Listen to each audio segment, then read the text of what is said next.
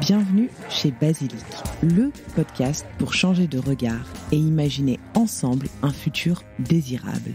Je suis Jeanne, votre hôte, et chaque semaine, je tends le micro à celles et ceux qui façonnent le monde de demain. Je vous souhaite la bienvenue et j'espère que vous vous sentirez bien chez Basilic. Aujourd'hui, je vous propose un nouvel épisode de la série Job. Job, c'est l'acronyme de J'ai osé bifurquer. Dans ces épisodes, vous découvrirez le témoignage d'individus qui ont osé, à un moment donné, se lancer et exercer une profession plus alignée à leurs valeurs et leurs envies. J'ai créé cette série afin que nous puissions constater ensemble à quel point ces changements et ces évolutions sont mis en place différemment. Rien n'est linéaire dans la bifurcation. Il y a donc autant de transitions, de bifurcations qu'il y a d'individus. Cette semaine, je vous invite à écouter Ilinca. D'origine roumaine, elle s'est d'abord installée en Espagne, puis en Belgique et en France, où elle réside depuis plusieurs années. Ilinca est une femme brillante qui parle couramment 5 langues, qui a travaillé en tant que fonctionnaire pour la Commission européenne, puis le Parlement européen, et qui, peu de temps après la naissance de sa fille, a décidé de se lancer dans une nouvelle aventure. Je vous laisse écouter son histoire.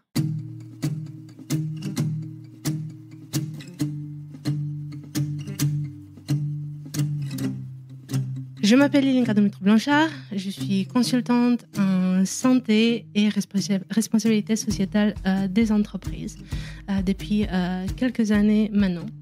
Je vis en France, dans la région bernoise, où on vient de s'installer à l'été 2023. Et je suis roumaine, je suis née en Roumanie en 1984. Je suis fille d'un journaliste et d'une professeure de lycée. Et je pense que c'est vraiment les valeurs qu'ils m'ont inculquées, qui m'ont amenée vraiment sur ce chemin très européen, très multiculturel, pour qu'aujourd'hui, en 2023, je vive en France. C'est notamment en fait le passé de mon papa, son parcours personnel et professionnel qui m'ont beaucoup inspirée. Il était directeur de la section de relations internationales à la radio roumaine, à la radio nationale roumaine. Et sa passion pour les rencontres, qui l'a amené d'ailleurs à vivre aussi en Argentine, au Cuba, entre autres, m'a fait me rendre compte que j'aime les gens, que j'aime rencontrer des gens d'horizons différents. Et c'est avec cette idée en tête que j'ai décidé de quitter mon pays natal, la Roumanie, et d'aller vivre et étudier et travailler accessoirement en Espagne. Donc c'est en Espagne que j'ai commencé mes études universitaires à mes 19 ans, à Grenade plus précisément, au sud de l'Espagne. J'ai étudié Sciences Po, une double licence Sciences Po et administration publique. Et en parallèle, j'ai travaillé en tant qu'étudiante entrepreneuse en donnant des cours des langues étrangères, d'abord aux Espagnols, mais ensuite aussi aux Erasmus qui se trouvaient sur place.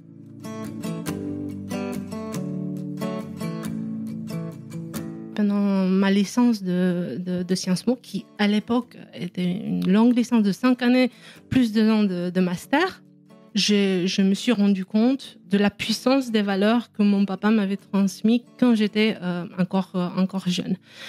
C'est-à-dire la solidarité entre les gens, le besoin d'une justice et d'une équité sociale, le besoin de se bouger pour arriver à avoir un monde, un environnement avec un grand T, un environnement sain pour nous tous.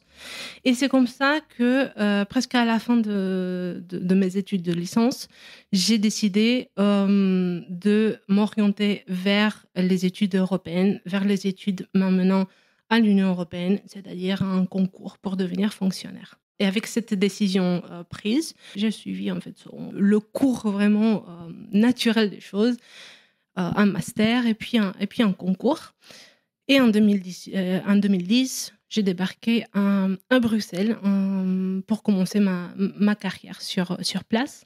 dans le domaine des affaires sociales et de santé. Parce que de nouveau, en fait, c'était ce qui m'intéressait le plus, vu en fait le poids et le fort lien entre le social et tout ce qui est lié à la santé, de nouveau, à une santé globale de l'être humain, de la société et de la planète.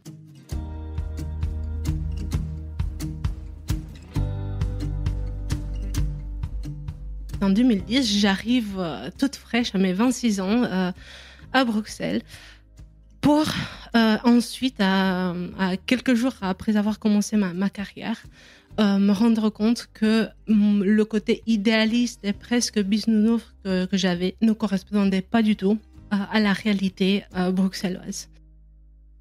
Et donc, à Bruxelles, en tant que fonctionnaire européenne, d'abord pour la Commission européenne et ensuite pour le Parlement européen, j'ai pu vraiment découvrir la puissance des lobbyistes. Et cela, peu importe le pays, peu importe la nationalité, puisque, comme on le sait tous, Bruxelles, c'est un milieu multiculturel où on parle beaucoup de langues.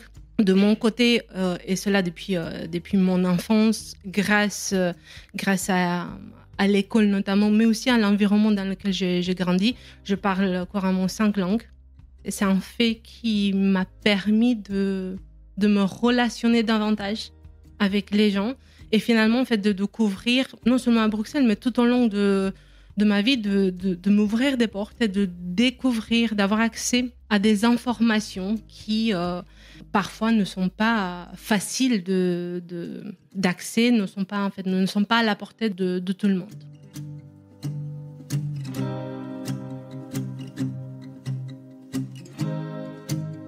Le moment où tout a commencé à basculer, est-ce qu'il y a eu un déclic? Peut-être, mais en fait, le déclic n'a été que une accumulation exponentielle de beaucoup d'expériences. Était au moment où j'ai commencé, 1 an après être arrivée à Bruxelles, où j'ai commencé mon service au Parlement européen. Alors qu'à la Commission européenne, en tant que fonctionnaire, on est en fait le côté politique, il est mis en second rang. Au Parlement européen, c'est le politique qui prend le pouvoir. Ce sont les intérêts politiques des eurodéputés, des groupes politiques, etc., etc. Et donc là, je me suis retrouvée avec un énorme stress, une énorme charge mentale, parce que même si je voulais faire l'expérience du Parlement européen, parce que je la trouvais très intéressante, je me suis rendu compte qu'en fait, les intérêts politiques priment trop souvent sur les intérêts juste d'équité, non seulement pour les citoyens européens, mais aussi pour le monde. Parce que, petite parenthèse, l'Union européenne a un rôle, ce qu'on appelle un soft power aussi, au niveau international. Donc, on ne parle pas seulement des 500 millions d'Européens, de citoyens européens, mais aussi bien au-delà dans un cadre géopolitique assez fort. C'est à ce moment-là où je commence à me poser des questions, mais de façon vraiment très timide. Je me disais, Ilinka, tu es quand même jeune, laisse-toi le temps de découvrir, d'expérimenter, de te faire un avis. Mais plus j'avançais, plus je voyais qu'il y avait peut-être une poignée d'eurodéputés qui voulaient faire les choses bien. Et je parle toujours de Karima Delli. Elle a été une des premières eurodéputées que j'ai rencontrées. Une femme incroyable, elle est toujours au Parlement et c'est juste un être juste extraordinaire. Mais face à cette poignée, il y avait une montagne de personnes qui ne voyaient pas au-delà de leurs petites grandes affaires, de leur business direct et indirect. Et je suis arrivée même à le voir avec l'attitude que mes supérieurs hiérarchiques avaient. De nouveau, c'était toujours ce qui intéresse telle ou telle personne, plutôt ce qui est juste de le faire parce qu'on a des preuves, parce que il y a des documents qui nous invitent à aller vers cette voie plutôt que celle qui doit être prise. Et bien sûr, j'avance petit à petit avec cette dissonance cognitive que j'avais, avec la peur aussi, parce que tu es fonctionnaire, tu es censé rester là-bas pendant toute ta vie. Qu'est-ce que tu fais? Est-ce que tu démissionnes? Mais en fait, tu bosses tellement, tellement dur pour arriver là. Et après, quoi? Et puis, ma fille arrive dans ma vie, d'une autre vie, en 2014. Et là, ça fait un boom sur plusieurs niveaux. Et c'est pour ça aussi que je disais avant que c'est une montée exponentielle qui culmine avec ce déclic, entre guillemets, mais ce n'est que l'accumulation de beaucoup d'expériences. Et la naissance de ma fille, elle m'a impactée sur 2 niveaux fondamentaux de ma vie. À titre personnel, parce que j'ai eu un accouchement très difficile. Je me suis retrouvée après toute seule, en plein burn-out, avec plus qu'un baby blues, parce que l'accouchement était vraiment... Rien ne s'est passé comme c'était prévu. C'était un accouchement déclenché pour finalement nous rendre compte qu'on n'aurait pas dû le déclencher. Donc avec une grosse déception derrière. Et bien sûr, qui a fini dans une césarienne d'urgence parce que, voilà, quand on va contre la nature, rien ne se passe comme prévu. Donc, côté personnel, je me suis retrouvée toute seule, sans même savoir quel mot mettre derrière les émotions que je ressentais, l'expérience physique que j'avais. Et c'est ce qui a déterminé vraiment que je me penche sur ce que je fais aujourd'hui, c'est-à-dire l'étude de l'Ayurveda et du yoga vraiment comme philosophie de vie. Je pratiquais le yoga depuis plusieurs années, en 2014, mais c'est à ce moment-là vraiment que j'ai décidé de m'immerger dans le monde de l'Ayurveda et du yoga complètement pour comprendre ce qui m'arrivait, pourquoi et comment remédier.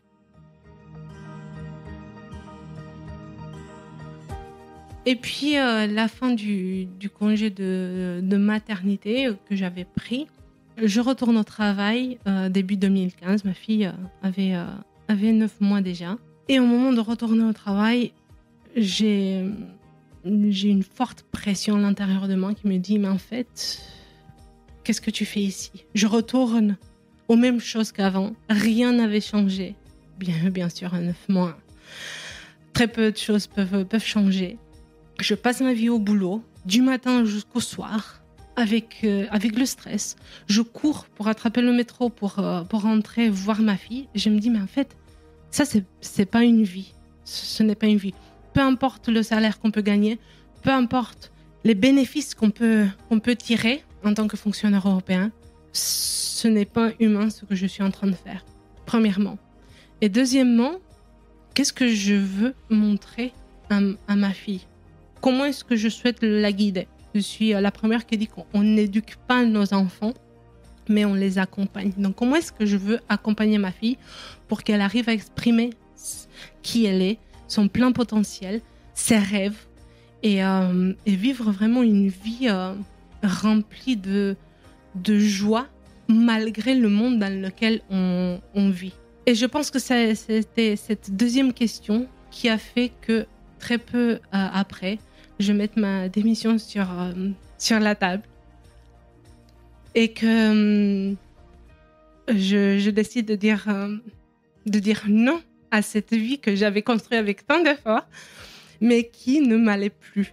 Et où je me sentais presque trahie parce que j'étais arrivée à Bruxelles avec des rêves de solidarité, des rêves de construire quelque chose ensemble parce que je crois dans l'équipe, je crois dans le pouvoir incroyable qu'on a pour apprendre de nos erreurs, pour faire quelque chose plus juste, plus vertueux pour nous toutes et tous. Et vraiment du jour au lendemain, en fait, voilà, j'ai annoncé à mon mari, demain, tu sais, je pose ma démission devant ma chef. Il me regarde et il me dit, je crois en toi.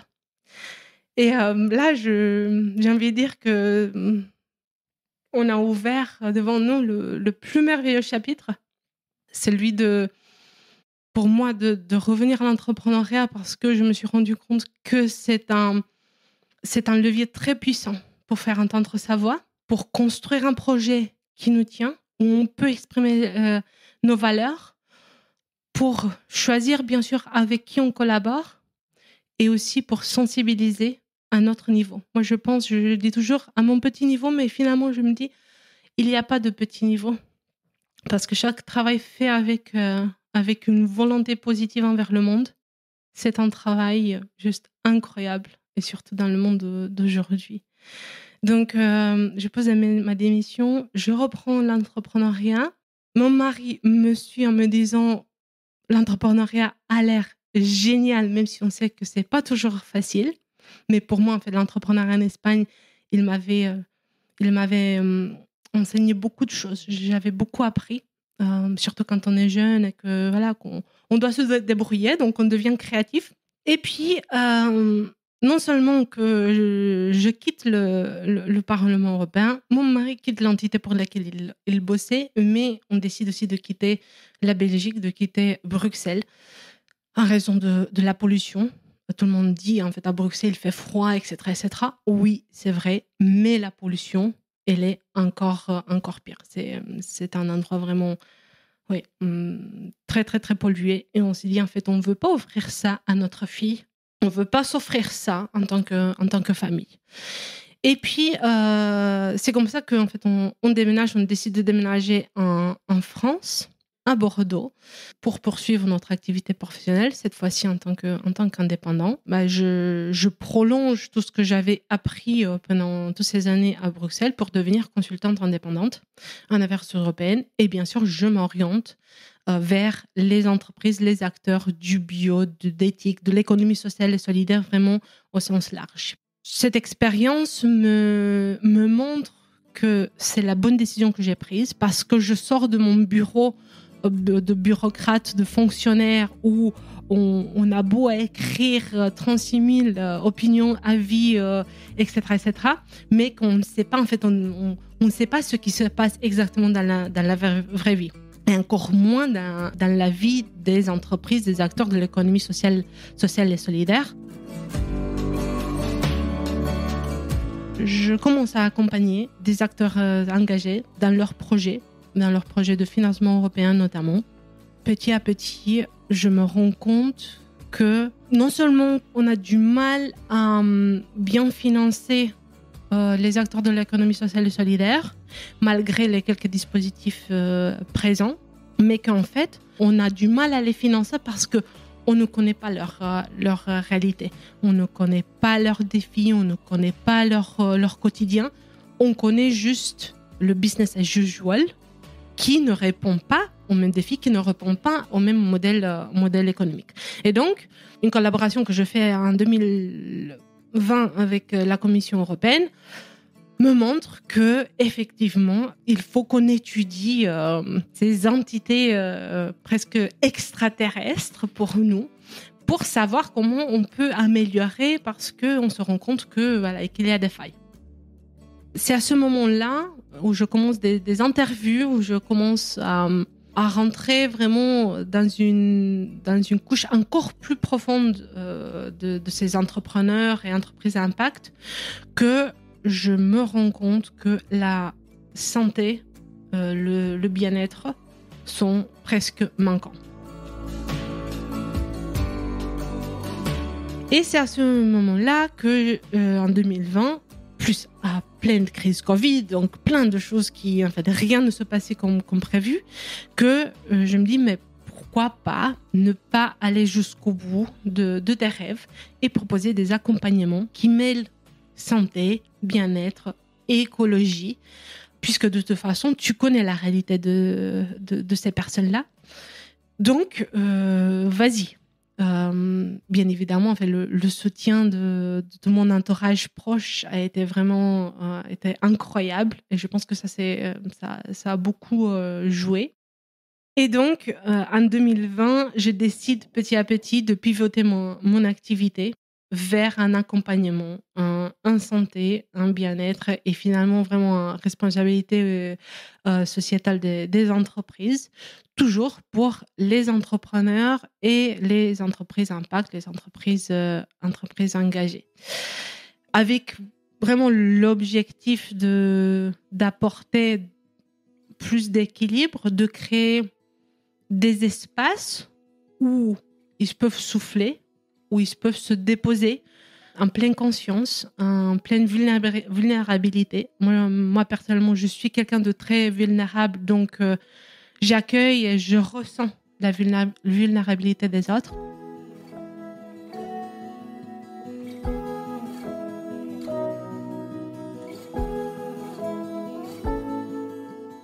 Pour une nouvelle fois dans ma vie, je pense avoir fait le bon choix, malgré les difficultés, parce que de nouveau, comme je le disais avant, quand on souhaite travailler pas comme on est habitué, pas comme la société nous a habitués, ce n'est pas toujours évident, ce n'est pas toujours facile. Le fait en fait toujours d'aller vers mes rêves et de ne pas me trouver des excuses.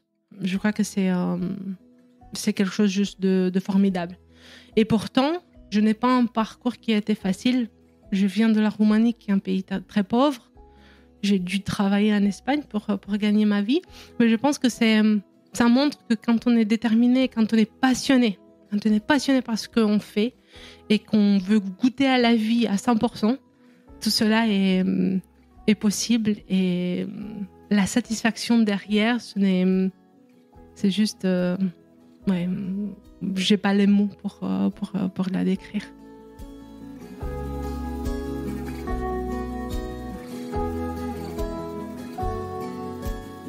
Et bien sûr, en fait, le fait de s'aligner professionnellement a eu un fort impact aussi dans ma vie personnelle. Je dis toujours, entrepreneur ou pas, on peut pas se dire, en fait, ma vie professionnelle et ma vie personnelle sont deux mondes qui ne cohabitent pas ensemble. Ils cohabitent toujours ensemble. À nous d'ouvrir les yeux et de voir jusqu'à quel point c'est naturel qu'ils cohabitent ensemble. Et en revenant à cette promesse que je m'étais faite, que j'avais faite à mon enfant, je me rends compte, aujourd'hui, c'est une évidence parce qu'on a fait des petits pas. Ça fait 10 ans qu'on fait des petits pas ensemble. Mais je me rends compte jusqu'à quel point elle est sensible au vivant.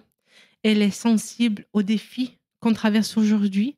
À l'auteur de ses 9 ans, et, elle a une vision qui est juste incroyable d'accueil de la nature, de vouloir être dans la nature avec les animaux, de ne pas avoir peur finalement de son environnement et de vouloir toujours le respecter davantage.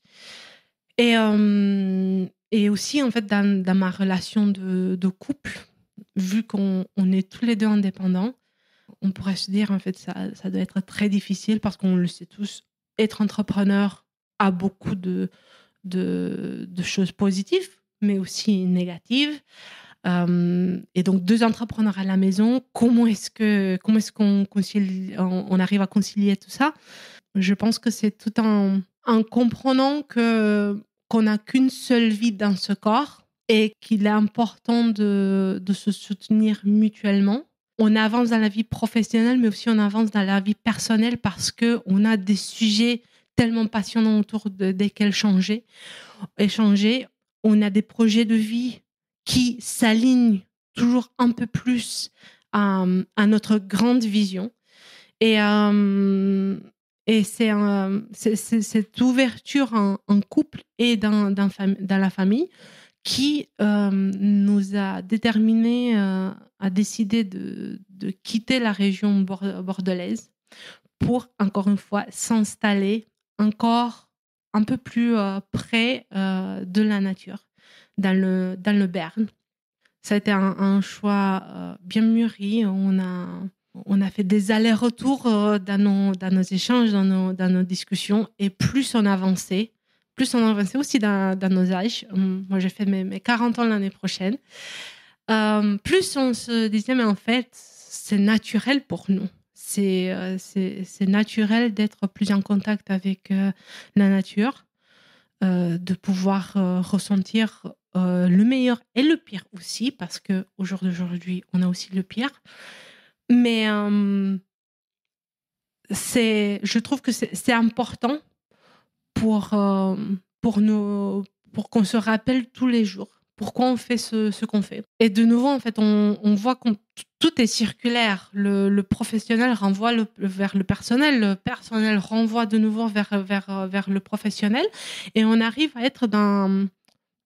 vraiment à surfer une vague sur laquelle, en fait, on se rend plus compte de est-ce que ça c'est personnel, est-ce que ça c'est professionnel, comment est-ce que j'interagis, est-ce que j'interagis avec moi et link à la personne, ou j'interagis avec moi et link à l'entrepreneur. Et ça, c'est ce qui nous rend humains, je pense. C'est ce qui nous rend humains, c'est ce qui nous rend vulnérables, et c'est ce qui nous fait avancer. Et j'utilise le mot avancer tout en étant convaincue qu'en fait, on avance pour revenir en arrière, pour revenir à nos sources, pour revenir à ce qui nous rend humains.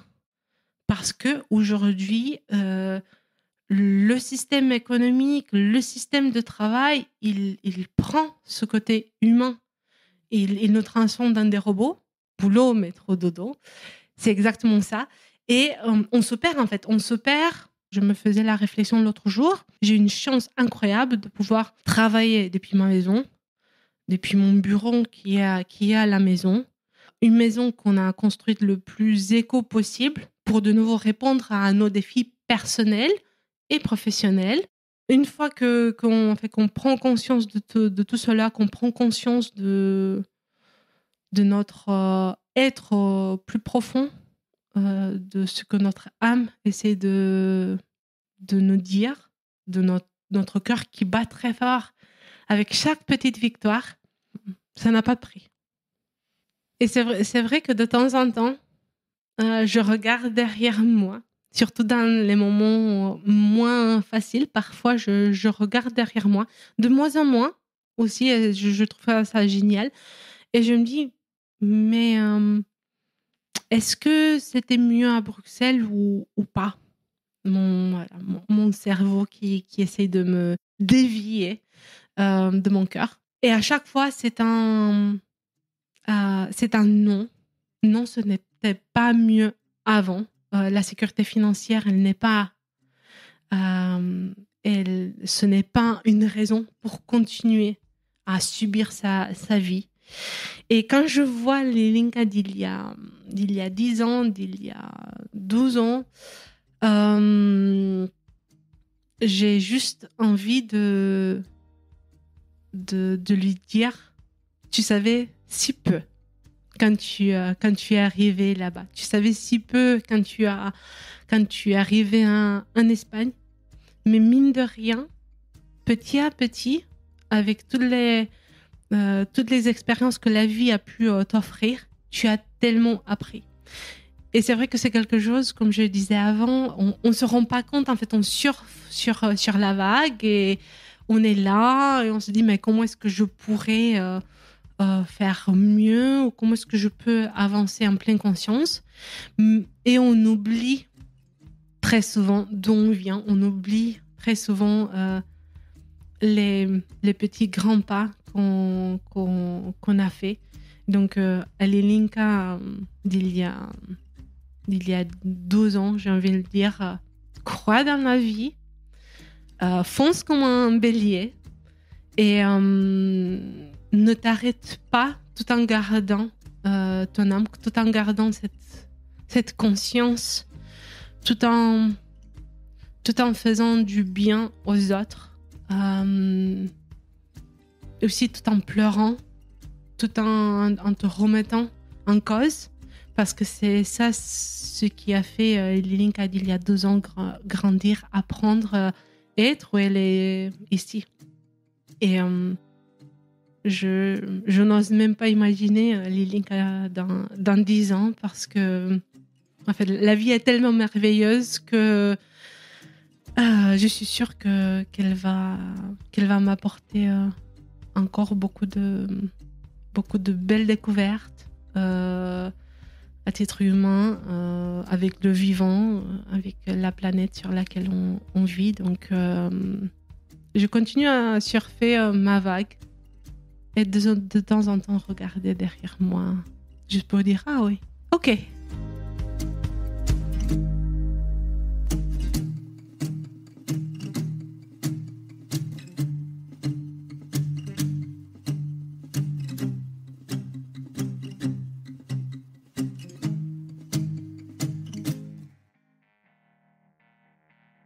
Merci d'avoir écouté cet épisode jusqu'au bout. Si vous êtes encore là, j'imagine qu'il vous a plu. N'oubliez pas de vous abonner à Basilic sur votre application de podcast favorite pour ne louper aucun épisode. Vous pouvez également me suivre sur Instagram et LinkedIn @basilicpodcast pour découvrir les coulisses de tous les épisodes et de toutes les interviews. Et enfin, si l'univers du podcast vous intéresse, alors je vous invite à jeter un œil à basilicpodcast.com. Vous y découvrirez Basilic Studio, la formation que j'ai créée pour vous accompagner à lancer votre propre podcast et surtout le podcast de vos rêves, mais également Basilic Lab, l'agence qui nous permet de créer des podcasts pour des marques audacieuses et des thérapeutes engagés. Je vous donne rendez-vous la semaine prochaine pour un nouvel épisode et d'ici là, prenez grand soin de vous.